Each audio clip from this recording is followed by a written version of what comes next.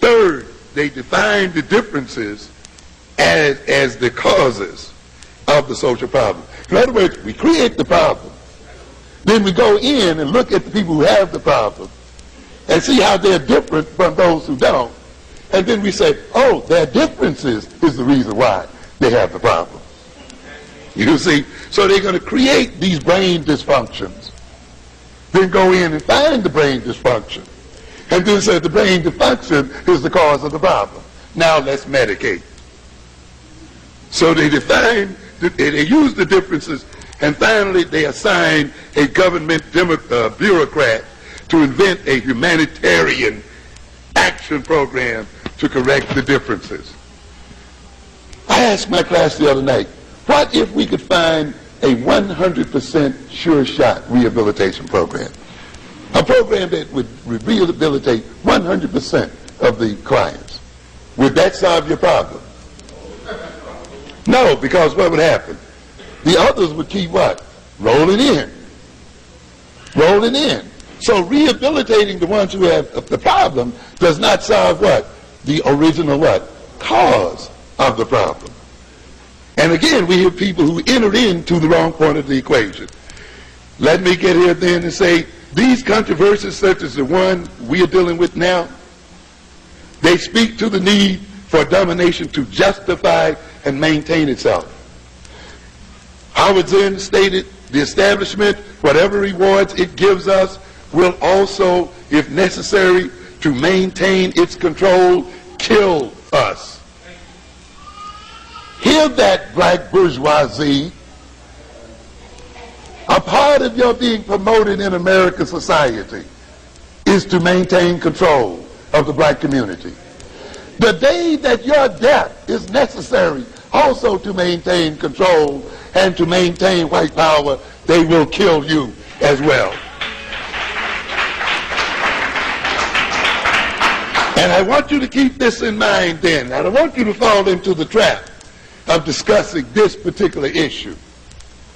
We fall into a trap by concentrating on the scientific and methodological details. You know, well, there's no genes. When you find it, forget all that nonsense. And get caught up in personalities. Well, Goodwin is an evil guy. You know, Louis Sullivan is a... Screw all of that. It's the same kind of thing you have with Columbus. If Columbus had not discovered America, some other European would have. Even if you could step back into history and kill Columbus, you're still in the same shape you are right now. Because what is the essential problem here? Columbus didn't build the ships. Columbus didn't build the technology. It was European technology, political and economic organization that made it possible for Columbus to come over here. And it was European technology, organization, intentionality that made it possible for them to overrun the Indian nations. What you have here then were two different cultures and two different technologies and two different ways of thinking facing each other, and one ran over the other. Not Columbus. I want you to get out of the personality issue and deal with the deep issue. You are facing a society and a culture. You are facing an organization that will put man after man after man in front of you, but it will still run its same program. You must learn to cripple the organization, not the person.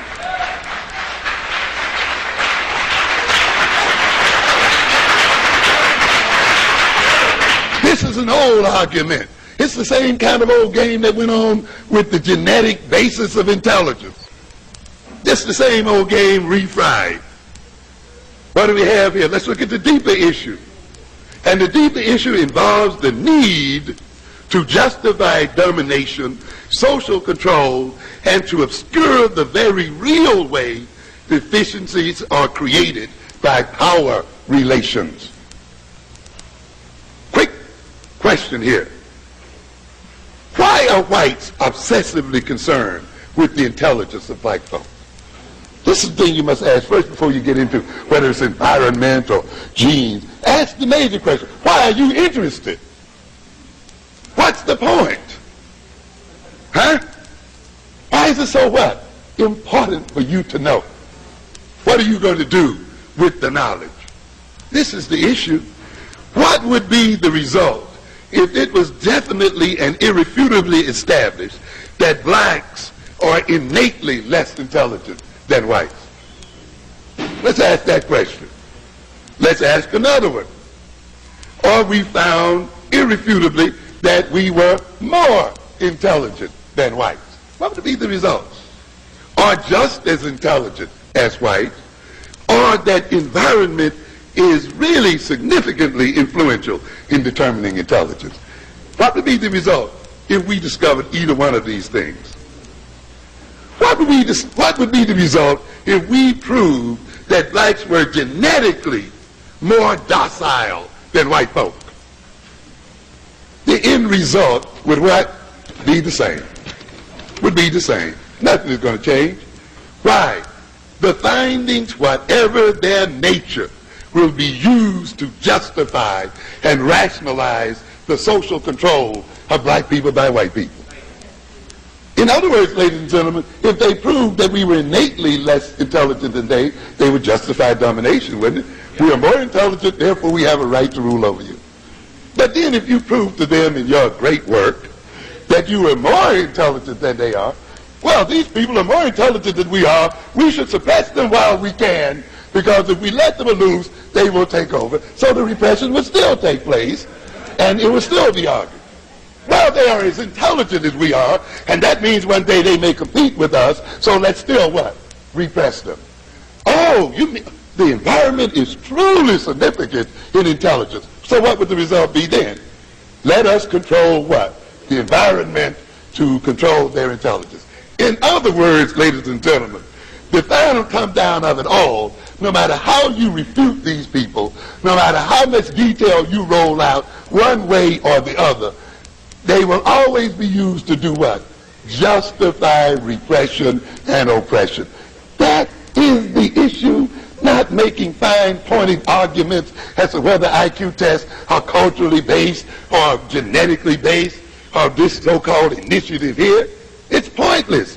What we have going here is an attempt by people who are dominating us to create new rules and means by which they justify their domination and repression. That's all that's going on here. Screw whatever excuse they roll up in time. The only thing that is changed by any so-called new initiative, such as the one we're talking about today, is the logic of justification for continuing domination and the methodology of domination. That's the only thing that's changed.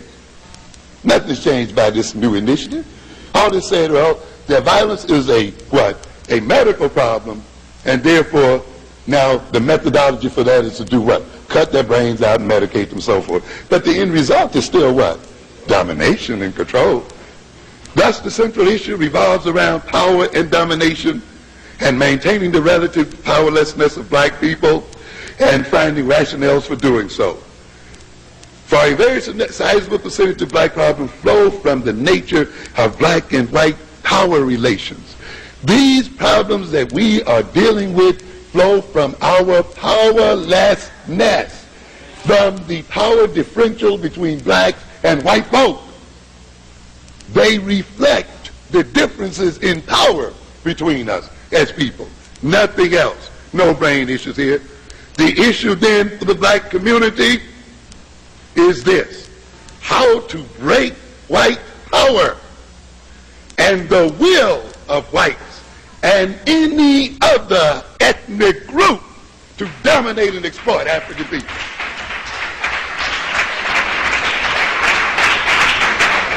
And I'm telling you, any other ethnic group, because whites are not the only ones who are moving in place to dominate African people. And the issue then is this, and you must keep this in mind: this must be our agenda. This is our agenda, to break the power of people to control our lives. This is the agenda. An agenda set by us, not by others.